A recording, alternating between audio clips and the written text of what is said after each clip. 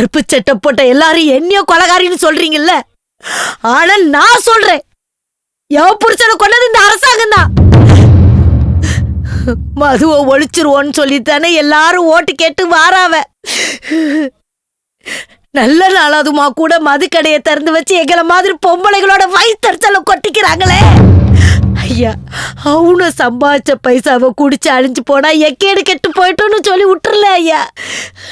ஏன் பிள்ளைகளுக்காக நான் உப்பளத்துல பாத்தி மிதிச்சு கஷ்டப்பட்டு உழைச்சு கொண்டு வந்த காசை பிடிக்கி கொண்டு போய் குடிச்சிட்டு வந்துடுறானுங்களே. யாருக்கிட்ட சொல்லி அழணும் சொல்லுங்க ஐயா, யாருக்கிட்ட சொல்லி அழணும்? ஐயா ஐயா, படிச்சவங்க எல்லாத்துக்கிட்டையும் ஒண்ணு கேக்குறேன். எங்க வயிற்றுலாம் கொட்டிக்கிட்டு அரசாங்கத்துக்கு வர்ற அந்த வருமானம் தேவையா ஐயா? தேவையா?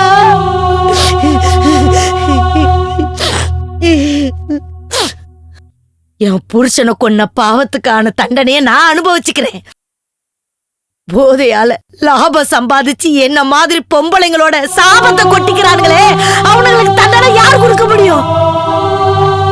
இந்த மங்காவோட வாழ்க்கை அப்படி மண்ணோட மங்கினது போதும். இனிமேல் வரும் பொம்பளை பிள்ளைங்க வாழ்க்கையிலையாது ஒளியத்துகையா. நான் ஆளுங்கட்சி எதிர்கட்சின்னு யாரையும் பிரிச்சு சொல்லலையா.